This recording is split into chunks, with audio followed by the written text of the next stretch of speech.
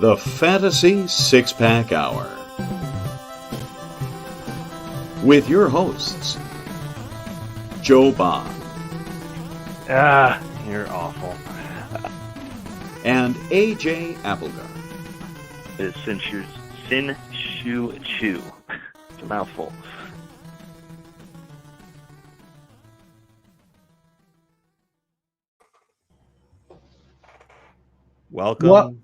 Welcome. Did you go? No, you can go. I was going to say, welcome to the Fantasy Six-Pack Hour.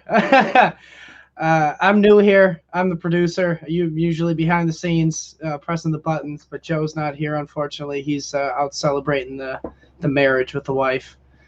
Wish him luck with that one. Congratulations on your anniversary. Have fun. We'll be okay. All right, we got this. I know I tweeted about starting at 9 Eastern. I really meant 9 Central since you're Central. Well, I appreciate you looking out for me. So it doesn't look like I'm late yet again. But we all know that that's not the case. So anyway, all right.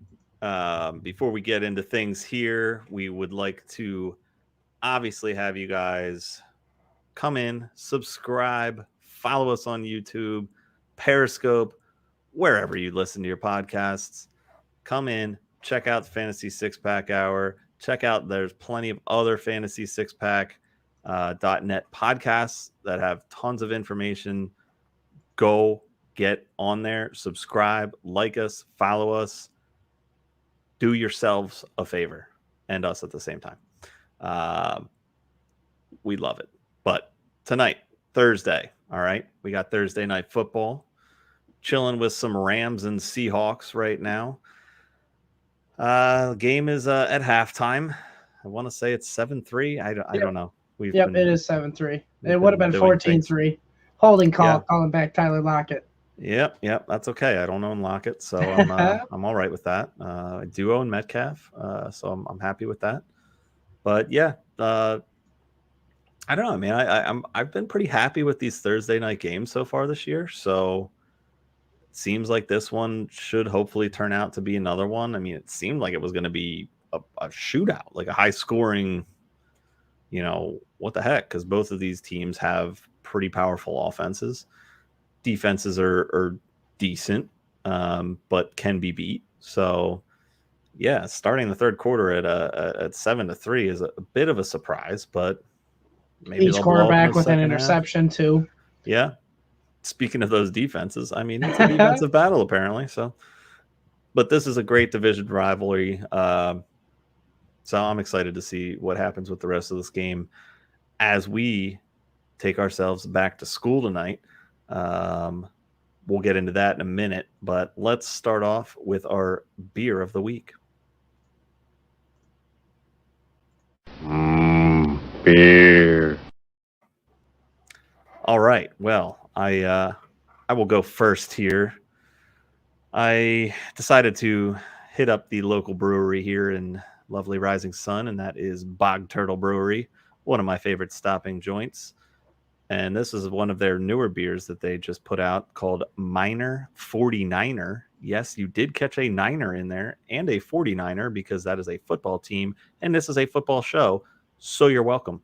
Lots of correlation, lots of flavor in this. It's an American IPA. It's about 6.6%, I believe. Tasty though, really tasty. I don't think I've really had anything from them that's been bad, which is great because they're a brewery. So you would hope that you don't get bad beer from a brewery. This one's good though. What do you got? What do you got there, Mikey? Oh, I got a classic here. It's Busch Light. Nice. Got it from the local Walmart. Your Walmart sells beer? Yes. Okay. Absolutely. Only till 9. You know how it goes. I mean, all right, that's fine. I mean, I like it. You're still getting beer at a Walmart, so exactly. That's what I'm saying. That is something. It's cheaper than your local liquor store, believe it or not. Yeah, that is something to be commended upon. Thank you, Walmart. Speaking of that, we appreciate your patronage by serving us and our patronage. Can't really say that word, so just going to move on here and crack open another let bush you crack light. open a bush, and then I'm going to go into our friend, the lawnmower. All right. Manscaped, people. Come on. What are you doing here? You need to take care of your boys. If you're not taking care of your boys with Manscaped, you're doing it wrong. I don't know what else to tell you here. This is one of the best products I have ever used in general, let alone for my twig and berries. All right. You know, you got to get the personal cul-de-sac in shape. It's Halloween season. People are going to be coming through. You know, if you're going to some Halloween parties, who knows what could happen. But you don't want to be that scary in that area. Okay, you need to get your area correct. The way to do it is with the Manscaped Lawnmower 4.0. You can customize your trim length. You got additional guard lengths. I mean, this thing is amazing. It's just fantastic. Get the Manscaped. And the best way to get the Manscaped, through us here at Fantasy Six Pack, you can use our code, get 20% off, free shipping. The code is there in our ticker, F6P20 at manscaped.com. Do it. You want to do it. I mean, 20% off and free shipping. You got me sold. Dude, I mean, it's a way to do it. All right. And speaking of Halloween season, it's also, you know, a bit of wedding season. Wedding season's usually summer and whatnot, but now you get the cold weather weddings. So everybody likes being in their suits and dressed up and covered up. Well, guess what? If the wedding's going right, you're dancing, you're feeling good, you're going to be undressed later that night, hopefully. But if you are the groomsman, you need to be on point with your unit. All right? Make it happen. Get yourself the Manscaped. Groomsman's got to be groomed. Exactly. The groomsman is called a groomsman for a reason. All right? You're not going to bring some hairy schlep up to be standing next to you in line, you know, when you're about to take the hand of your bride. You know, she's going to look down, look at you and be like, yeah, I know what you're working with, but the hell is with this guy? You know, who invited him to the party? Is he with you? Yeah, because he's not going to be getting with any of my friends over here. No, not with that. Not unless he's taking care of his stuff. All right. So make sure you take care of your business and the business district. Get Manscaped now. 20% off, free shipping, F6P20. Do it. Manscaped.com. So, I mean, we could probably move on to our next subject here. You know, the big theme of this show, our fantasy six-pack back-to-school night. I'm back. Oh, there you go. There you go, AJ. I like the way you spelled school. That's right. Going old school. You look like you went to my school. Right. That's right. I did teach for 1 year. So I have plenty of experience within that 1 year to make me realize that the people who do teach now are gifted people. They deserve all the credit that they get. And then they're not paid enough. And they deserve a hell of a lot more money to deal with the kids that we put into these schools. So thank you, teachers. I know it's been a rough year and a half, 2 years, whatever the hell it's been with this COVID. I've lost track of time. But we love you for what you do. Keep doing it. PSA out. Let's talk about how fantasy is becoming a back-to-school thing. I came up with this idea to talk about tonight. It's kind of a follow-up. The main part of this is a follow-up to last week's show where we talked about our early season disappointments. So we're going to tie some kind of opposite-ended stuff in with that one tonight. But got a couple of different topics we want to break down here. So let's jump in to our 3 sections here. We've got the honor roll. We've got the academic probation, which I know some of us have spent some time on here and there. Not me. I mean, I just know people that were there. And then the class clowns. Class clowns. I mean, who doesn't love a class clown? Teachers, usually. I know I hated them for that year that I was there. But yeah, that was... Are you trying to tell me you were a class clown, AJ? I don't know. I mean, if that's what you take from that, then sure. Yeah. Yes. I may have dabbled. I don't know. I'll say I was more of a class clown than an academic probatorian. I don't know. I like the sounds of that. Yes. All right. So let's roll through these honor roll guys. You know, we're basing everything off of Fantasy Pros. Their scoring for the season so far. We are at the end of the first marking period, if you will. So you know, we're heading into week 5 here. Typically, week 4 is the quarter way of the regular season, or the season in general, because really 16 games is all we care about. 17, nah. Oh wait, no, never mind. This year we actually care about it. Maybe, I don't know. We'll see. Just a little bit. TBD. So, honor roll studs that we got here, aka the teacher's pets.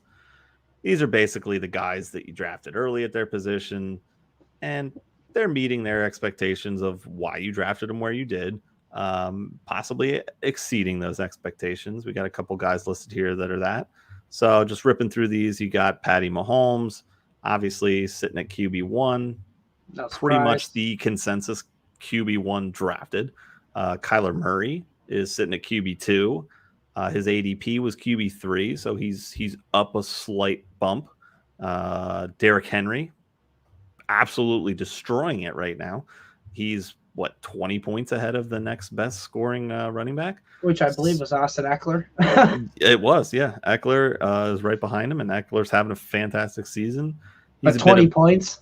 Bit of a value play if you think about it, because you drafted him late first, early second, so he was definitely worth his price as well.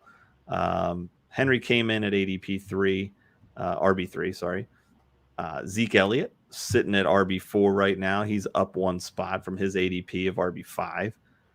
Tyreek Hill. Obviously, if you're talking about Patty Mahomes, you got to be talking about Tyreek Hill sitting at wide receiver 2. And then I'll just jump ahead of the next guy and say Travis Kelce, tight end 1, because, you know, both of those guys are sitting in the same spots as their ADP right now. So not quite exceeding it. I don't know how you can exceed tight end 1.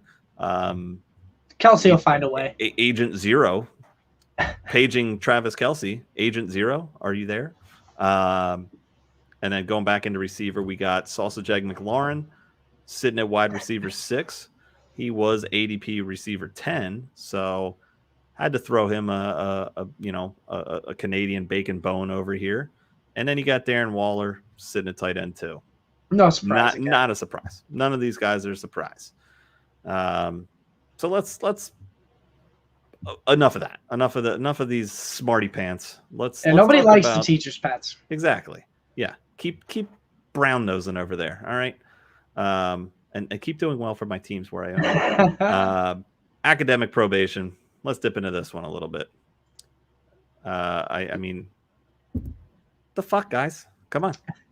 These are the guys you drafted pretty early, but they haven't necessarily met their expectations yet.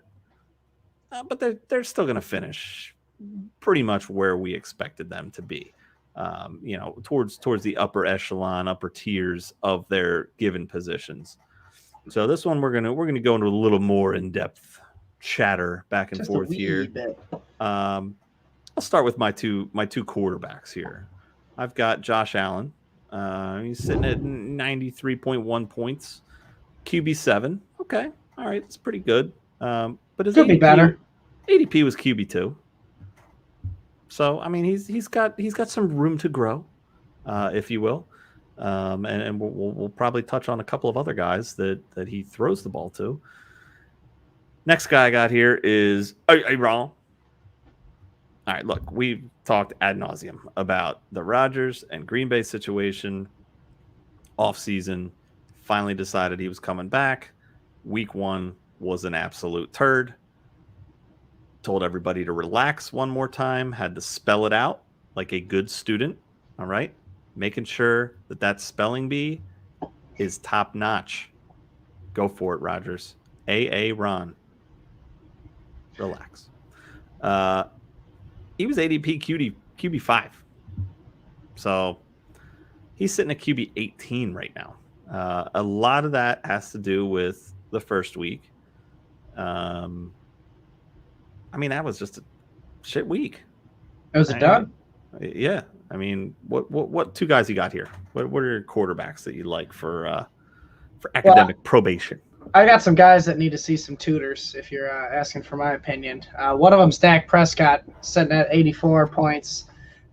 He was drafted at QB6. Everyone was predicting that big breakout year this year, with that defense being as bad as it was. But he's only sitting at QB12, man. What gives? Then I don't know either. I can't cheer for Dallas. It's that running game, I think. I think they're trying to just not throw it as much, control the time. Yeah. I think that's part of it. Talking about running the ball and controlling the time, we also got another running quarterback here, Lamar Jackson with 91.9 points. He was your QB4 ADP, and now he's only sitting at QB9. I mean, he's only 3 spots ahead of Dak and 2 behind Josh Allen. Yeah, it's the quarterbacks are kind of a goofy mix here. Again, I'm not really worried about any 4 of these guys. I do want to touch on Rodgers a bit because, again, we've already talked about it so much. Let's keep doing it. I mean, why not? Look, I think he's going to be fine because of who he is. He's a no-brainer future Hall of Famer. This is potentially his last rodeo with Green Bay. I mean, you want your swan song to be something that people remember for good reasons, not for bad reasons and poor play. And that week 1, we talked about it before. If Green Bay goes on and wins the Super Bowl or makes yet another deep playoff run, please, or has a ridiculously solid record, no one's going to be talking about week 1. It's not going to matter anymore because it's 1 week. He made the point of saying, we got 16 other games. Yeah, you're damn right you do. So go out, play for those 16 games, and make something of it. Make it a season. So that's my thoughts on Rodgers. Is there one of those 2 guys of yours that you want to dip into a little bit more? I mean, yeah, I'm just kind of really upset at Dak Prescott. I mean, the way he was paced last year, I mean, he was paced for like 6,000 passing yards before his injury, and the hype was all there. And the hype was all there this offseason. And the defense hasn't been that great, but the play calling's counteracting that with just more running plays, more balance. It's kind of upsetting, if you're asking me. Yeah, I mean, this could have been a banner year for him to really come back, and he's going to be likely the comeback player of the year. I mean, last year it was a given it was going to Alex Smith. This year it should be a given it's going to Dak Prescott if he comes back and shines the way that he was playing last year before his injury, and really the way he's played the last couple of weeks. He's sitting at QB 12 right now, but they had a pretty rough start to the season, on the road first couple of games, and then they got the stupid turd Eagles, suck, and demolished them at home. I mean, there was no better setup game for the Eagles to fail than that game, because everything was going in Dallas's favor for it. The first home game. Welcome back, Dak. There was 50,000 of those signs in the stadium, and we saw every one of them during the game from the cameramen on the sidelines, which made me want to puke. But look, I'm not going to deny Dak's talent. He's a great quarterback, and I don't want Dallas to succeed, but I don't have a problem with Dak playing well from a fantasy standpoint. So yeah, no, great NFL quarterback. I just don't think he's going to have that fantasy finish everyone hoped he would this year. Yeah. So, all right. Well, let's move it on to some running backs here. Not really a lot to talk about here. I mean, I've got a couple of guys. Who's your running back that you're throwing on the academic probation here? I have to throw Alvin Kamara. He's just been such a disappointment. They cut Latavius Murray. Everyone thought he was going to get that full workload. He's not even getting the passing work that everyone thought he was going to get. But he's only sitting at RB14, and he was drafted at RB4. Yeah. I mean, that's such a disappointment. 10 spots below. I mean, you're losing out on your investment right there. Drafted him so early. Yeah, I mean that's big.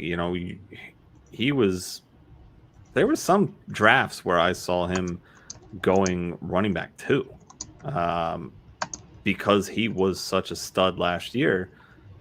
Even with seeing Breeze get injured, go down, he had some up and down games, but he finished so strong.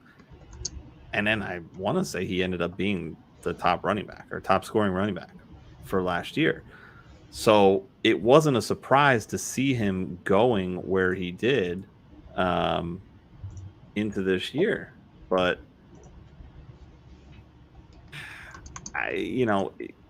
the quarterback situation there is still kind of murky. Taysom Hill's, he's taking away all that red zone work. Yeah, and it's scary, and that was the worry last year. I mean, I still think that he's going to be fine, but I don't know if he's going to necessarily hit RB4 numbers this year. I can see him falling just out of the top 5. There's a lot of other guys that I think can still finish top 5 ahead of him if he continues to be underutilized. So the guy I got listed here is Jonathan Taylor. Again, not a huge drop from where he was. He was an ADP running back 8. Had a lot of hype going into this season. He's sitting at running back 19 though. I mean, we talked about him last week as a bit of a disappointment. He finally had a really nice week last week. I think he's going to start to turn things around, and this offense is going to have to rely more on the run with, Carson Wentz and his ankles being what they are, basically glass. So they are broken glass at this point. They're the non-tempered glass that the people in Squid Game had to jump across in, I believe it was game 4. So ouch. if you're not up on the Squid Game, go watch it on Netflix. Highly recommend it. It's awesome. That's all we got for running backs. I mean, I don't care. Running backs is whatever. Most of the guys you drafted, where you drafted them, are kind of doing what they should be doing. So, barring any injuries. Yeah. So let's jump into receivers here. Who do you got for receivers? Oh man, I got my boy on my favorite team, Davante Adams. I mean, he was drafted as that wide receiver 1. They didn't add a wide receiver this offseason, so he was the guy. What? I know, big surprise. Shocker.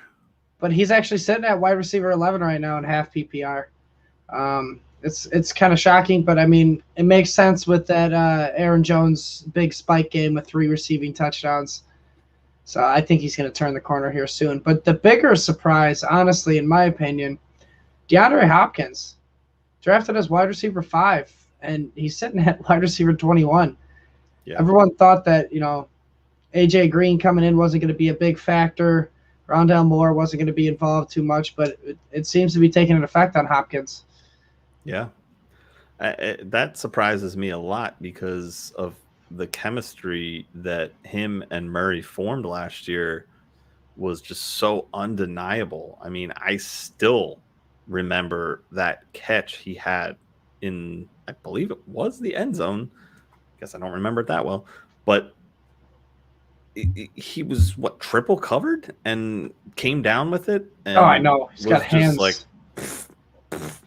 mine touchdown. That was absurd.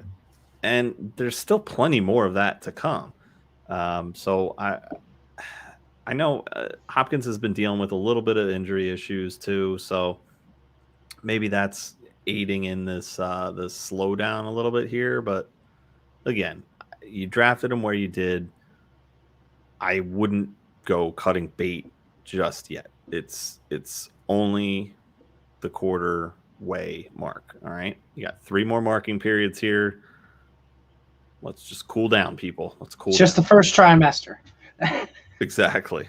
All right. But so what are your guys? Guys I got listed here. We already talked about Josh Allen, and I hinted at someone that he might be throwing to, and that's Stefon Diggs. He was drafted as wide receiver 3, already, right behind Davante and ahead of D-Hop. He had an amazing season last year. I mean, it was a straight breakout. Diggs was always good, but he was phenomenal last year. And we talked about it a lot because of Allen's, career year, if you will. But him sitting at wide receiver 19, that's a little scary. The next guy I got is DK Metcalf. He was drafted as your wide receiver 6, and sitting at 15.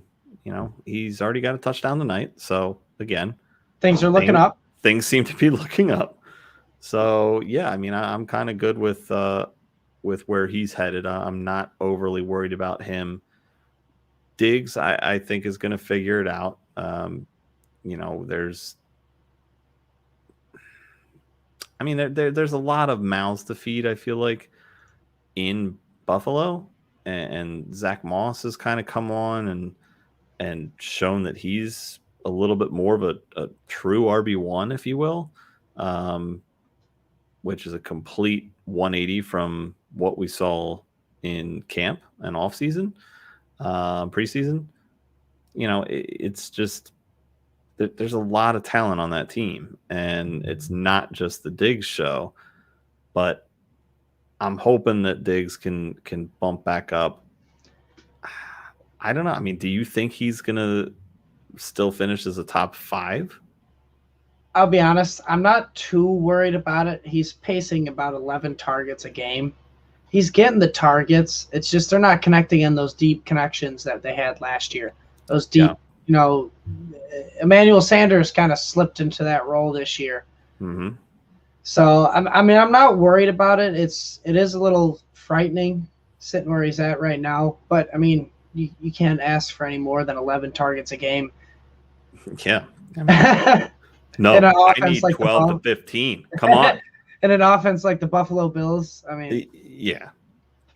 I think they had the luxury of a bit of an easier season last year as well. Strength of schedule this year is going to be a little tougher on them. We've already kind of seen it. But I mean, Allen's been good. He's really kind of coming back into where he was last year. So I think I'm not worried about this one. I mean, it's Diggs. Again, I don't think he's going to finish top 5, but he'll be close. He's going to be top 10. You know, Absolutely. So I'm He's not just not going to be that top wide receiver you drafted at wide receiver 3. Yeah, exactly. All right, so let's switch gears here and talk about some tight ends. The first guy I got to talk about here is Mark Andrews. And again, it's not a real far drop. Tight end's kind of the dead zone as it is anyways. If you weren't getting one of those teacher's pets we were talking about earlier, in Kelce and Waller, you know, Andrews wasn't necessarily a bad follow-up. He was the ADP tight end 5, but he's sitting at tight end 9 right now. And, you know, we kind of already talked about Lamar being a little bit down. I mean, the whole Baltimore team's just been injured. Like just everybody, every single person. They're like the Niners on the last year. team. Yeah. Every single person on the team has been injured, including the yard maintenance people that work not inside, not the turf people, the yard maintenance people that work outside of M&T Bank Stadium. Touchdown, Tyler Higbee. Been sick and injured and dealing with things. Maybe there was like a rake injury. I don't know. But dude, what gives with Mark Andrews? I mean, are you worried about Mark Andrews at all? I think it's just the emergence of Marquise Brown. He's starting to actually catch the ball, at least except for that 1 week. But we know it's a small passing pie for the Baltimore Ravens, even though they said they were going to pass more this year. Yeah. I mean, maybe the injuries are playing into it. But the offense is on Lamar Jackson, and he's either running the ball or he's throwing it to Marquise Brown or Mark Andrews. But it doesn't seem like the touchdowns that we thought that Mark Andrews were going to get this year, it's not coming. Yeah. And as well as I do, it's hard to predict those touchdowns. Absolutely. You know, touchdown dependency is one of the worst parts about fantasy football in my mind. Recent fantasy football. Oh no, you got to chase the volume. You do. And, you know, with all the emergence of half PPR, full PPR, that's why these things came to be, because touchdowns are so inconsistent year to year. Look at Bobby Woods. He still had a decent year last year. He just didn't find the end zone. And if he did, his stats would have been ridiculous. And everybody would have been drafting him even higher than he was this year. But only 2 touchdowns last year. Yeah, because of that regression. Okay, well, I'm dropping him down another round or 2. I mean, it's you're chasing what you know is going to happen. But volume is there. So I think with Andrews, the volume will still be there. I actually like the emergence of Marquise Brown because Baltimore has been so wide receiver starved really since Steve Smith, Derrick Mason. I mean, they brought in guys that you thought were going to succeed, and then they became Willie Snead. Or injured. Yeah, it's okay. Thanks for that 3 games that you threw at us. Great. Cool. But I will say the last note I want to make on Baltimore here is the fact that they went ahead and just went for the rushing. Last week. Yes. They said awesome. Screw it. Yeah, they're like, you know what? No, we're not taking a knee here. That'll get us negative rushing yards.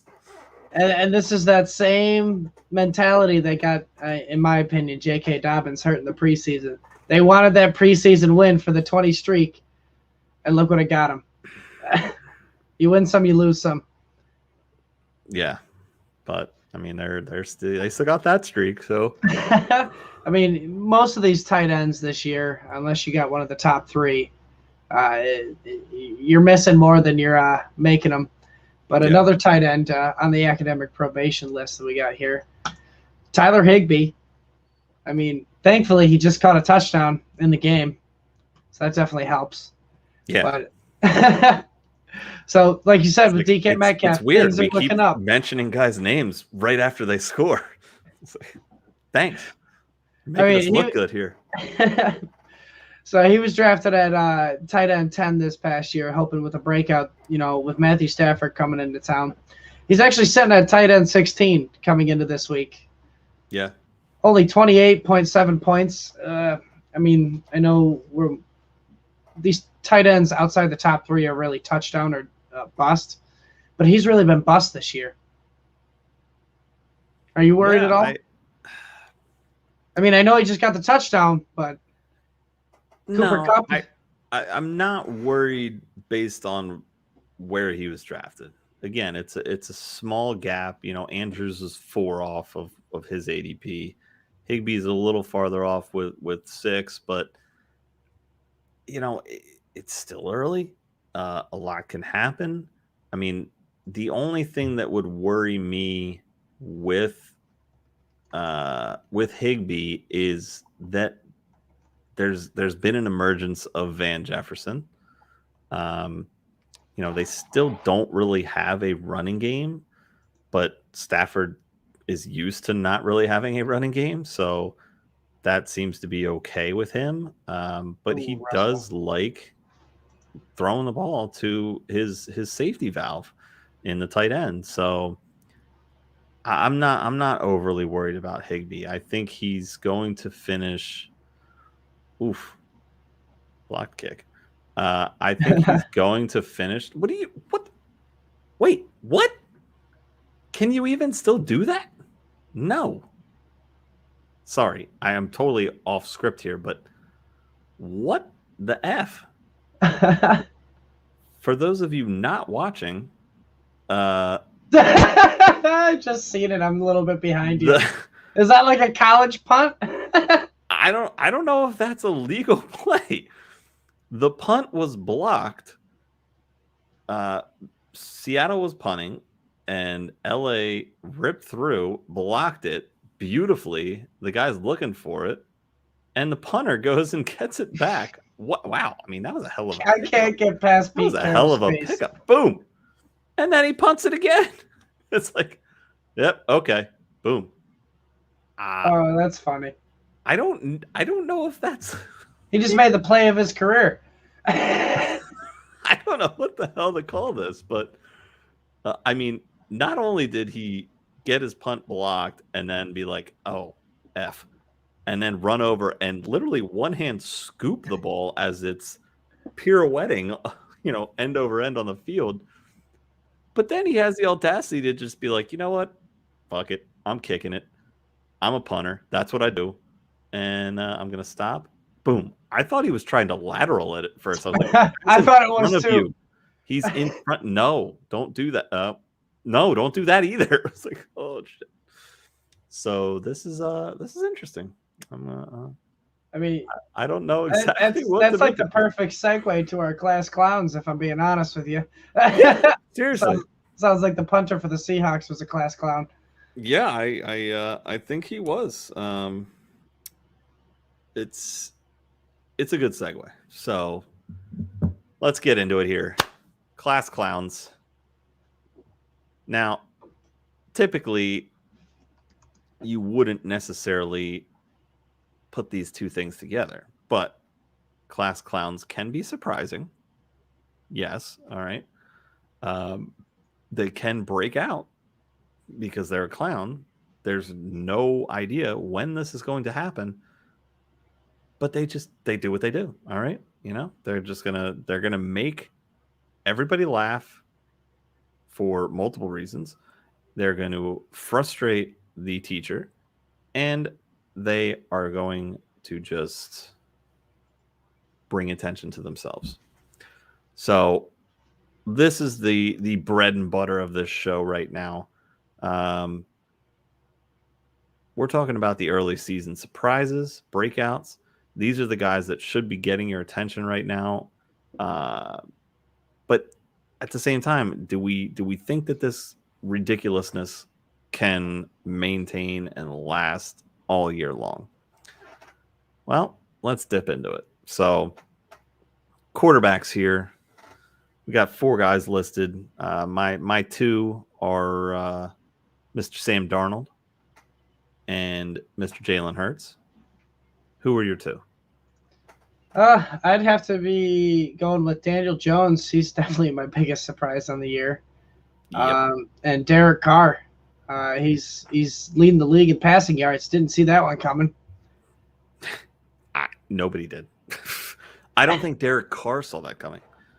I don't even think John Gruden could have seen that one. No, definitely not. I mean, looking back, Darnold. I mean, dude, he's sitting at QB 5 right now, and he was my late stash. In a handful of leagues, I just really liked the upside with him going to Carolina. You know, having one of the best safety valves of all time in CMC, which we'll talk about a little later. You know, a good receiving core, familiarity with Robbie Anderson, who has been a bit of a disappointment, so maybe not as familiar as we thought. Competent coaching staff. Yeah.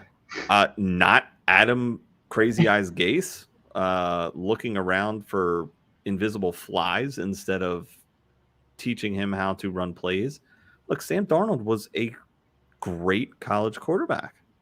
And it sucks that we see this so much, that these quarterbacks succeed so well in college, but then they get to the NFL and they fail.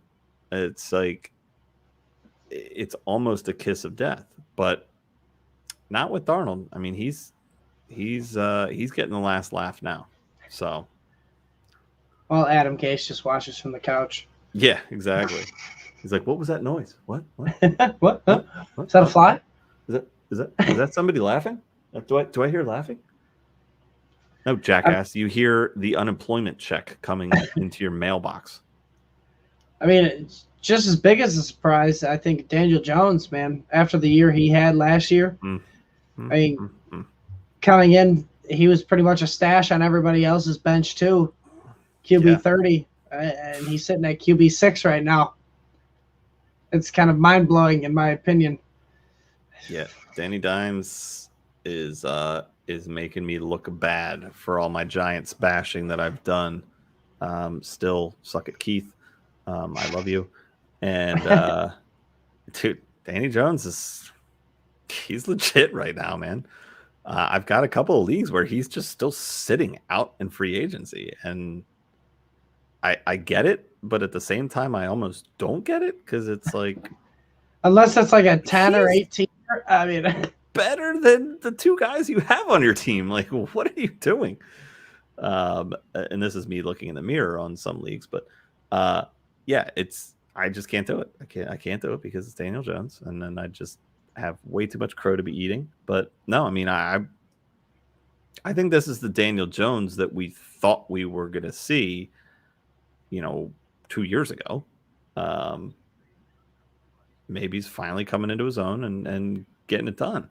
He's got a good receiving core now. Granted, there's a lot of injuries that they're dealing with as well. Saquon's still not at full Saquon speed, but he's been increasing each week. So I like what Jones is putting together so far from a fantasy standpoint. And, him and Darnold are just making owners love the fact that they went 0 QB in like a Scott Fish or absolutely, big tournament like that, a Raz Bowl or something. Raz Bowl's best ball too, but I mean, if you took a stab at those guys late and still took one of the higher guys earlier, you could be having these guys as your starters most weeks because of how well they've played. Oh, I know. I took a lot of stabs of Sam Darnold in best ball this offseason. Yeah. I'm just glad it's paying off because I Yeah. didn't believe in Daniel Jones whatsoever. No, I nobody did. I mean, I don't even know if his wife did, but well, at least behind closed doors, like in the bathroom, you know. Anyway, all right, we're a family show, so we'll keep it there. Who do you got for running back here? Who's your class clown running back? This one, he's really making me eat my words because I was a big Mike Davis truther this offseason, thinking he was going to be the guy, but frickin' Cordero Patterson, undrafted in pretty much every league you played in. Doesn't matter even if it was best ball. Running back 5 right now. What gives? Yeah. What? I think he's fooling everybody, but it just keeps continuing. Yeah. Talk about banner years. It's like, where the hell did this come from, dude? Like, I mean, they're both former what? Bears running backs. I know. It's just it's mind numbing to me. The worst part about Cordero Patterson is, and I have to double check on what happened with the Monday night game, but my Raz Bowl team, I ended up getting him in, Raz Bowl's a better ball, so you still have a $10 fab that you can pick some guys up throughout the season with, and you have to spend carefully because you only have $10.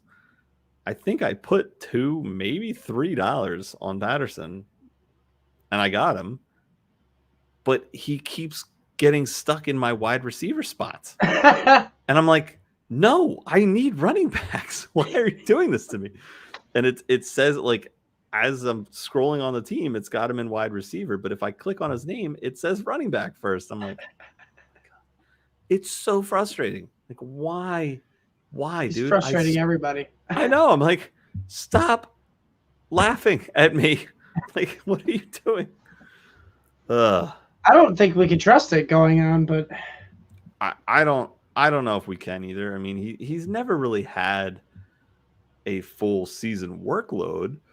he's only got 3 more targets than Mike Davis right now. His only thing is he's scored 4 receiving touchdowns and a rushing touchdown when Mike Davis just scored this past week. Yeah, finally. I mean, it'll be interesting to see what happens across the pond, as they say this week. When Atlanta takes on the NY Jets in foggy London town. I will say, as much as I wasn't a huge fan of the London games, I'm glad to see that they're back. I think it'll be interesting. Gives you something to do in the early morning for Exactly. the 12 o'clock games. You know what? I got to set lineup. Oh, crap. I've already missed setting lineup. Shit. No. It's good. It's good. So the running backs that I have listed here is more kind of a clusterfuck than anything, and that's the Hunt Chubbs in Cleveland. The Chubb Hunts? Yeah. Chubb Hunt. Hunt Chubb. It's I don't know. It's like a karate thing that you say when you're like yin and yang. Yeah, exactly. Yeah, it is. It is. Obviously we knew Cleveland going into this year was going to be a strong running team. I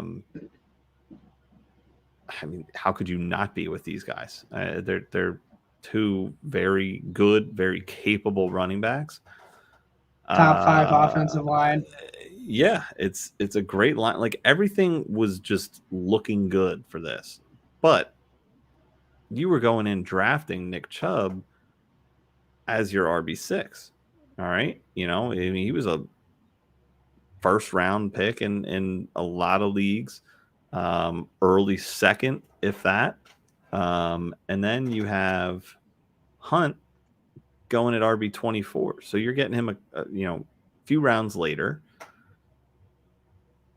And we always kind of knew that he was more of the passing down kind of guy, but not so much this year. I mean, they are sitting at running back 6 and running back 10, but Hunt is the one that's at running back 6. He's about almost 5 full points ahead of Chubb at running back 10. So you still have 2 top 10 guys here. We knew it was going to be running offense. It's just interesting to see the flip flop in my mind. I agree. I'll follow suit. I won't say I agree, but I follow suit with your Patterson. I don't know if this stays this way the rest of the year. We've seen Hunt not meet expectations when given the chance with Chubb injured last year.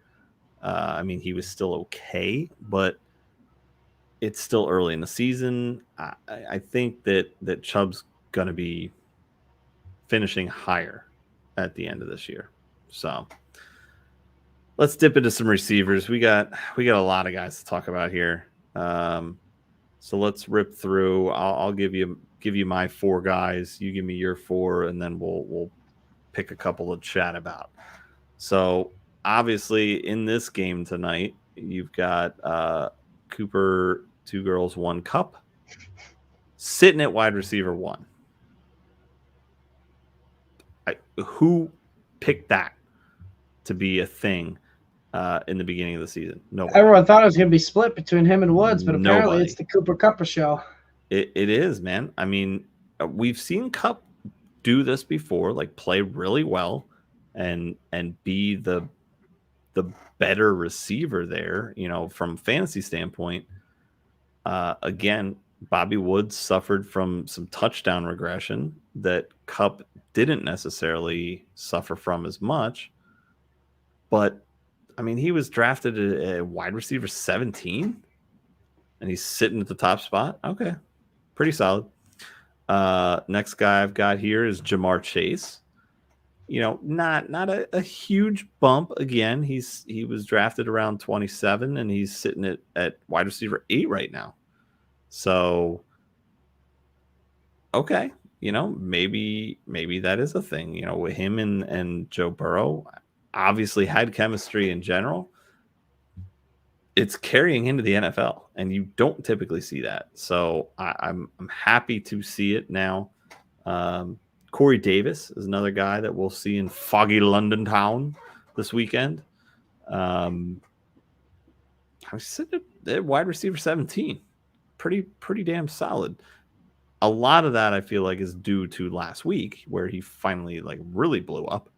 But he was drafted as the first week he was good too. And then he's had kind of 2 duds. So inconsistent, but he really had his breakout last year finally with Tennessee, and he was drafted as wide receiver 39. So he's up 22 spots. And then the last guy, I mean, Jesus, Hunter Renfrow. I mean, there's a baseball player named Hunter Renfrow. There's a football player named Hunter Renfrow. There's a difference between an E and a W in those spellings. And, his ADP versus where he's at wide receiver wise now is like triple the difference between those 2 letters. Maybe even more than that. I'm not going to try to do math right now. I have been drinking. Probably one of the biggest surprises out of the wide receiver. It's got to be the biggest surprise. I mean, it's absurd. We talked about David Carr, absolutely killing it. But Renfrow has really been, we knew Waller was going to get it, but we knew that somebody else had to get the ball. We thought it was going to be Ruggs. We thought it was going to be Brian Edwards was, the guy. Hunter Renfrow is like Cooper Kupp light right now, sitting at wide receiver 22. His ADP was 95. Yes, you caught a 9er in there too. I mean, that's absurd. I don't even know. I don't even know what else to say. He probably was undrafted in a ton of leagues, unless you're in a really deep league, or you're throwing darts and don't care. I mean, that's the guy. That's the guy. So who you got? Oh yeah. So my guys, I'm gonna really be shocked about with this one because Sam Darnold's having a great year. So what other receivers has to have a good year when Robbie Anderson's not doing it? It's DJ Moore, drafted at wide receiver 22. Yeah, sitting at wide receiver 4 right now. I know this past week with the 2 touchdowns that really boosted it up there. But actually, before I move on to the next one, we actually did get a trade question. If you want to answer. Yeah, I was just gonna ask about that. So we've got Charlie Zigmund asking, do I trade away Calvin Ridley for AJ Brown and Brandon Cooks in PPR? I'm assuming that's full PPR because you understand what PPR means. I would. I don't hate that trade at all. I mean, Ridley's been down. Brown's dealing with some injury stuff, but Cooks, what do you think about Cooks? I think if you're looking for depth, do this trade. If you've been ravaged by injuries and you're looking to trade away one of your guys to maybe get a second starting position, Brandon Cooks is an absolute get. He's just getting peppered with targets no matter what quarterback's there. Yeah. I like the trade too. I'm just worried about AJ Brown. He was a full go at practice today, so that's good sign. So as long as he can stay healthy, I mean, I'm a full go for this trade as well. Yeah, I mean, coming into the season, I don't think there was a massive gap between AJ Brown and Ridley. I mean, Ridley was definitely one of your top 3 guys that you wanted to go after, I feel like, but I mean, he doesn't have it right now. And the entire offense doesn't. The entire offense is Cordero Patterson. I was just going to say, it's running through that. Matt Ryan had a phenomenal game last week, I will say, but 3 or 4 of those touchdowns to Cordero Patterson. So it's still a worry for me with Ridley. But yeah, I like this trade. I think the upside is on the Brown Cook side. Cooks, you have him listed here. You have Cooks listed on your 4 guys that we're talking about. Oh, absolutely. He's a class clown. I mean, he's making everybody look funny. Yeah, he was a wide receiver 40. He's sitting at 13 now. With Tyrod and David Mills throwing him the ball. A Houston team that was going to be the laughing stock of the league, and then came out and somehow went 1-0, and everybody else in their division lost. I mean, Cooks has always been a good receiver. He's a solid possession guy, but the injuries slowed him down. The concussions were such a worry with him, and it seems like he's past it, and he's showing it. And I really like what he's putting together down there in Houston. Again, running game, a lot of mouths to feed down there, but none that are really any good, really great, that we care about. So, I mean, the team's got to pass the ball, and Mills has looked pretty decent. He hyper targets. Obviously, I'm a Tyrod guy, but he's got to be able to stay healthy too. So who else you got for receivers here? I don't mean to steal your thunder. Oh no, you don't have to steal any thunder. I'll tell you somebody who's definitely stealing Keenan Allen's thunder, though. That'd be Mike Williams. There was a lot of talk about him being the X receiver in this offense this offseason, but no one really believed it. It's reflected upon his ADP at wide receiver 47.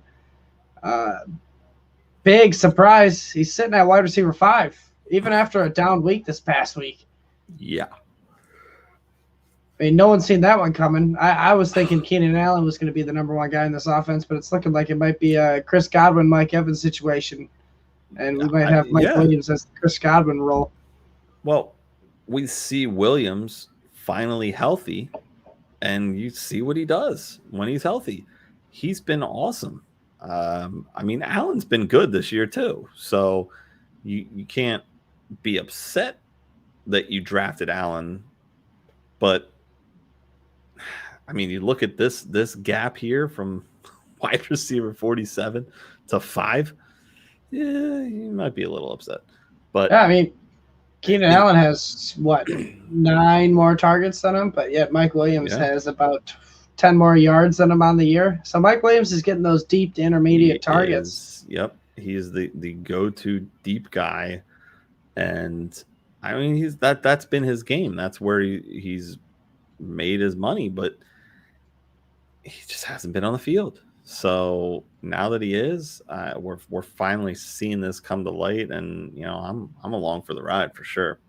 Yeah, so. No Hunter Henry in the red zone. All Mike Williams. Yeah. But then we talked about this guy a little bit earlier. My next class clown, Marquise Brown, finally showing up to school. Yeah. He was drafted at the ADP. Wide receiver 55. I mean, obviously, because run offense, guy's been struggling.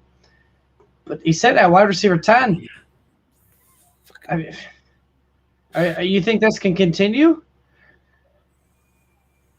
I mean, I think that again, Baltimore has been so starved for a good receiver for so long that's led to a lot of their Sony Mitchell leaning touchdown on the run stuff and whatnot. But I think, that was Mitchell that got it. Mm-hmm. Need Coop. Come on, Cup. What are you doing? Nothing. Nothing at all. Anyway, but yeah, I mean, I like what I'm seeing out of Brown. I just think that because of what we've seen from him so far, I wouldn't be surprised if there was a drop off. But I don't know. Maybe this is the year that, because of the injuries and because of really the running back injuries, they need to force Lamar to throw the ball a little bit more. And teams need to force him to throw the ball. Defenses need to force him to throw the ball a little more because he's so dangerous with his legs. So if you can get in his face and make him have to throw it, he's got to throw it to somebody. So Brown's fast, sneaky. I mean, he's a good receiver. So I like the upside there. I don't know if I see him finishing in the top 10 for by the end of the year, but just not enough volume. But I think he could be a wide receiver 2 in the top 24. I think so too. Yeah, I don't have a problem keeping him in wide receiver 2 territory. So, I mean, it's the same argument for Brandon Cooks. You got to throw it to somebody. Exactly. So what you got for tight end though? Last couple guys we'll talk about here. Tight end. I'm going back to that Buffalo well of frozen tundra water and going with Dawson Knox, man. He has turned it on the last couple weeks. He's got multiple touchdowns over the past umpteen weeks. I mean, he's gotten better every week. And this is the Dawson Knox that I saw in Dynasty, when I went after him as a really kind of a flyer a few years ago. And it was just like, all right, we'll see what happens. Because Buffalo's not really known for being a tight end happy team. Started coming into his own a little bit more last year. And again, we talked about Diggs kind of being down, Manny Sanders being up, and Knox is way up. I mean, he was drafted at tight end 24, and he's sitting at tight end 6 right now. So basically, he was undrafted in most leagues, aside from deep leagues or, again, dynasty. He's a waiver wire guy. And Absolutely. now somebody's spending a bunch of money on him. So, I mean, we talked about the tight ends. I mean, outside the top 3, Kelce, Waller, Kittle, it's touchdown or break. And Dawson Knox, I mean, has 4 touchdowns on the year. He seems to be in the right offense. Yeah. And looked at the right time in the red zone. I mean, I think he's just as easy to get a touchdown as, Gronk when he was playing, at least as of right now. Yeah. They're looking at him in the red zone. Yeah, I mean, I was thinking about even mentioning Gronk here as a bit of a clown, but I mean, he was ADP 12, for tight ends, but he was like way down. He was technically the last tight end in a 12-team team, the last starting tight end that people were going after. He's played only 3 games this year, and he's sitting at tight end 2 because of the first 2 weeks. I mean, he was a monster the first 2 weeks. And then, I had a bit of a down game because of the injury. So it sounds like he's doubtful this week. Dude, when he gets back, he could be a different story. But, who do you have for your tight end? So my guy, he was kind of a little bit of a breakout last year with the injury to Blake Jarwin. But we got Dalton Schultz. Again, undrafted this year because, again, Blake Jarwin coming back. But he's sitting at tight end 4 in Fantasy Pros at half PPR. I mean, tight end 4, I mean, you got Kelce at 1. You got Waller at 2. Pretty sure it's Hawkinson at 3. And then you got Dalton Schultz at 4. Yeah. Who would have seen that one coming? I don't get it. It's just, it makes no sense. I don't know. And I think I actually I quoted myself wrong. I think Gronk is actually the tight end 3 behind Waller.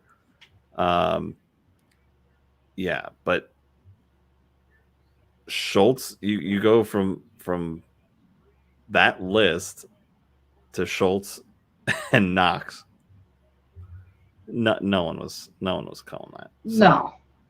No, it's honestly more of a surprise that Kyle Pitts ain't there. Yeah, I mean he was more of a disappointment, really. I mean, we talked about him last week because he just he hasn't shown it yet. But again, that's more of the entire offense as a whole, I think. So, all right, well, that pretty much wraps it up for our class clowns here and our back to school night parent teacher conferences. The last guy that I'll mention here is a bit of an incomplete, and that's CMC. Already kind of alluded to this earlier. I mean, he hasn't been able to play in some games because of the injury. Same with Dalvin Cook. These were the top 2 running backs drafted and really top 2 picks in a lot of leagues. So it's hard to really be able to look at them in a sense of what have they done so far and give them a grade because they've been injured. So, I mean, the same goes for anybody that's been injured, but those were the 2 guys that made the biggest impact, I feel like. So, all right. Well, good segue to our injuries, though. Yeah. Speaking of down guys and incompletes, let's go with some injuries here. You want to rip off the quarterbacks and running backs here? Yeah. So we obviously got Jimmy Garoppolo did not practice today with the calf, so it's looking like a Trey Lance week. And then we got Teddy Bridgewater also did not practice with that concussion. He seems to be in the concussion protocol still this week, so it's going to be another Drew Lock week. And then for our running backs, we got David Montgomery. He's going to miss some time with his knee injury. Look for Damian Williams if you haven't already gotten him. Chase Edmonds did not play with a shoulder, did not practice with a shoulder injury today. Then we got Dalvin Cook, did not practice, again with the ankles, but he said he plans on playing Sunday, so it shouldn't be too much of a worry. Mixon did not practice, though, with his ankles. That one is a little bit caution flag waving on that one. Yeah. Then you got Zeke in a limited practice with his knee. I wouldn't be too worried about that. CMC, he had the limited practice, but with the hamstring, but says he's got a chance to play. I think that Matt Rule might play it safe and might sit him this week. And then you got Antonio Gibson, did not practice with the shin, and DeAndre Swift, limited practice with his groin. So how about those wide receivers, AJ? Yeah, well, before we dip into that, I will point out the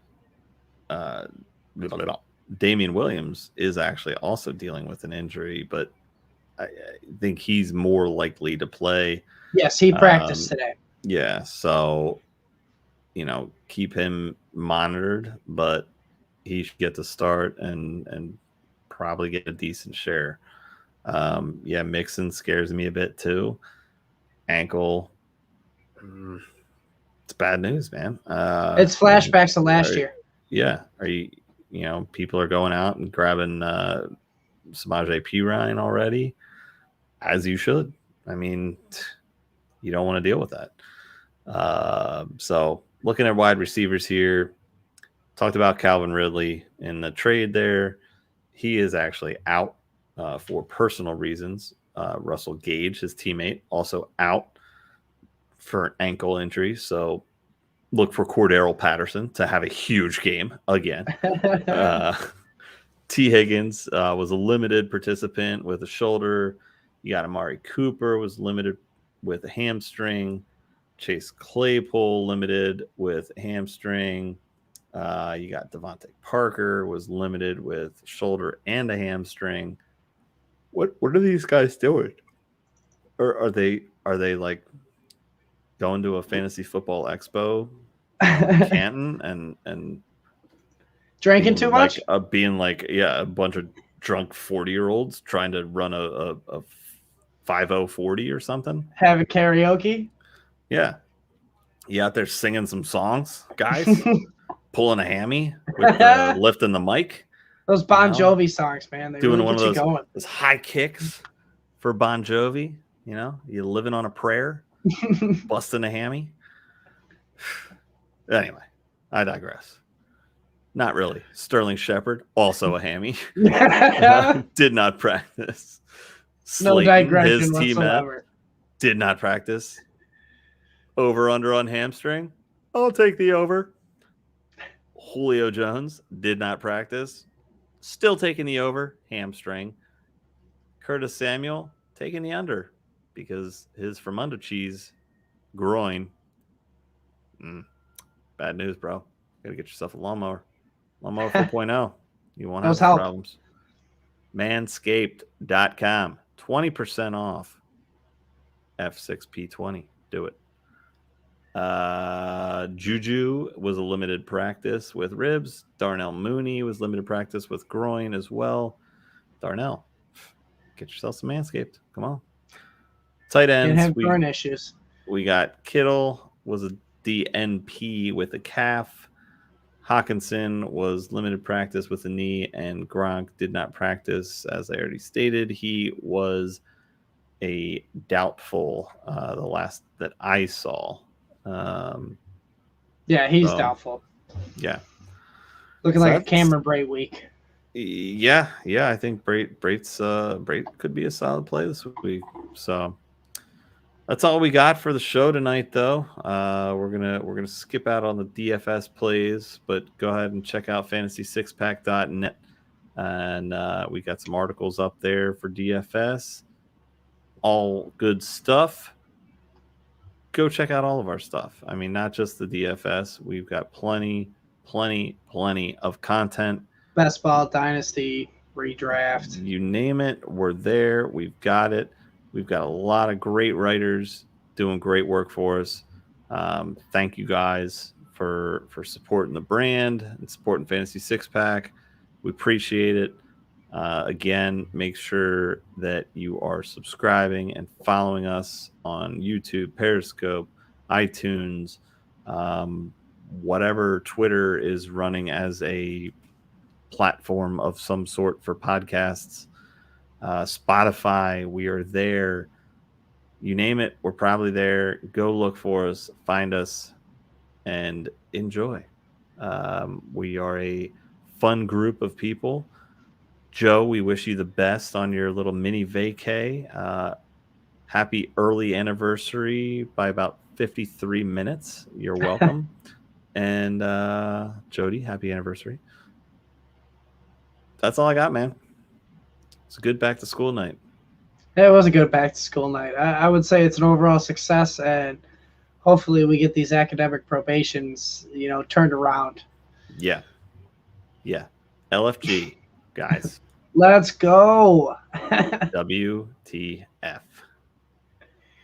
But yeah, that pretty much wraps it up. You can find me at @belike_Mike. AJ, tell them where they can find you. At Applegarth, Algar. Yeah, that's a robot voice. Do it.